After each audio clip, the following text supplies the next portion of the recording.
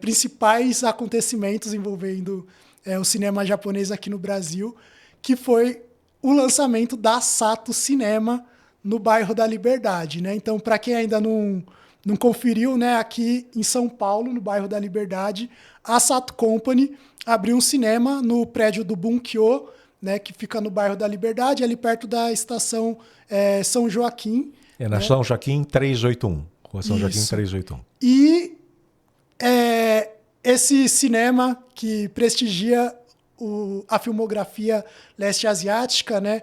Exclusivamente essa filmografia leste asiática, foi algo que, para mim, traz novos ares para a cultura aqui no Brasil, né? Eu comentei isso com você quando teve o lançamento da sala, né? Aquela sessão para a imprensa para divulgar esse lançamento, né? A Sato Cinema é algo que eu fiquei sabendo vendo uma entrevista sua para a mídia de fora do Brasil, né?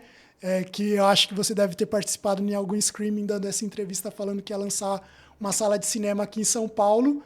E, de fato, é um marco, né? A gente ter uma sala de cinema só para exibir filmes com essa temática de cinema asiático, que está localizada no bairro da Liberdade, que já é famoso exatamente por conta disso, e que está em um prédio histórico, né? Que é o prédio do Bunkyo, que é onde a gente tem, por exemplo, o Museu da Imigração Japonesa no Brasil, né?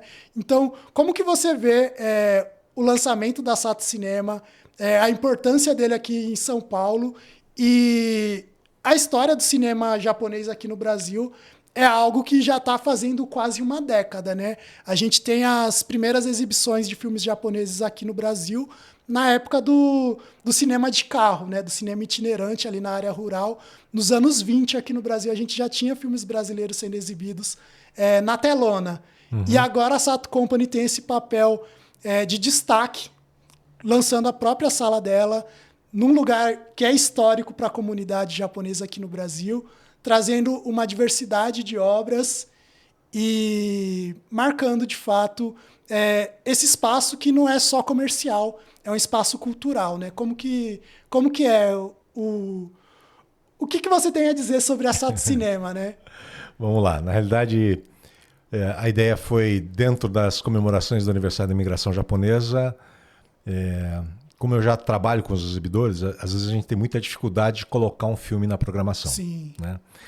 E a minha ideia não é só trazer filmes grandes. Né? Filmes grandes você coloca, tem mais oportunidade de colocar, apesar da competição com os grandes filmes americanos, o marketing grande que existe. Mas eu percebo que quando você tem um anime grande, uma Hero Academia, algum projeto grande, o exibidor ele fica aberto a exibir.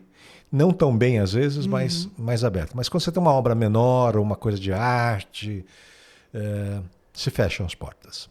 Sim. Então eu queria trazer uma experiência diferente e eu pensava em ter uma sala de cinema. O desafio de ter uma sala de rua, que na realidade eu estou indo contra a maré, as salas de rua estão desaparecendo e estão indo tudo para shopping, a minha tendência de colocar no Bunkyo é pelo simbolismo, porque é dentro do Museu da Imigração Japonesa. Uma história curiosa, que eu não sei se você sabe, o bairro da Liberdade surgiu por causa de um cinema. Né?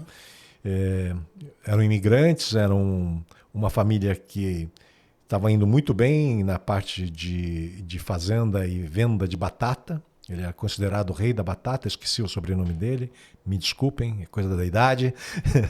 Mas ele resolveu abrir um cinema, né? Ele estava muito bem, em vez de ele comprar uma outra fazenda, ele resolveu abrir uma sala de cinema para também entreter os imigrantes japoneses. Que não existia televisão, não existia nada para eles se entreterem, então era cinema. Aí ele resolveu construir uma sala de cinema, um restaurante e um hotel, e começou a colocar as películas nessa sala, que era a Sala Niterói, e virou um sucesso. Todo imigrante ia lá assistir filmes. E aí, em volta do Cine Niterói, começou-se a formar o bairro da Liberdade por causa do fluxo de imigrantes que iam para lá. Então, o seu Ikezaki, todo mundo acabou virando vizinho da sala de cinema e começou-se então a criar o bairro da Liberdade. Então, a origem do bairro da Liberdade se deve a uma sala de cinema. Então tem vários simbolismos, né? E a ideia também realmente é cultural. Eu coloco algumas películas nossas, mas ele sempre está aberto. Então a gente acabou de passar Dias Perfeitos da O2 Filmes. A gente tem tudo que é ligado à Ásia, Kung Fu Panda 4, Godzilla vs Kong. Né? Então tudo que tiver uma conexão com a Ásia a gente está colocando. A Sato, já como distribuidora, como a gente agrega conteúdo, monetizo em outras frentes, o cinema é mais uma retribuição mesmo para a sociedade. O brasileiro que gosta da cultura asiática, ele tem uma oportunidade de conhecer mais sobre o audiovisual, não só japonês, mas coreano, chinês, que é o que a gente está trabalhando dentro da sala Sato Cinema. Como eu te falei, o nosso negócio é asiático, claro que o japonês é uma vertente muito importante, mas eu estou trazendo a maior bilheteria da Coreia, né, que chama Força Bruta, vai chamar Sem Saída, Força Bruta Sem Saída, que é o segundo filme. O primeiro eu lancei o ano passado. O Força Bruta Sem Saída foi lançado o ano passado na Coreia e levou 12 milhões de pessoas para assistir nas salas da Coreia do Sul. Só para você ter uma ideia, a população é 40 milhões.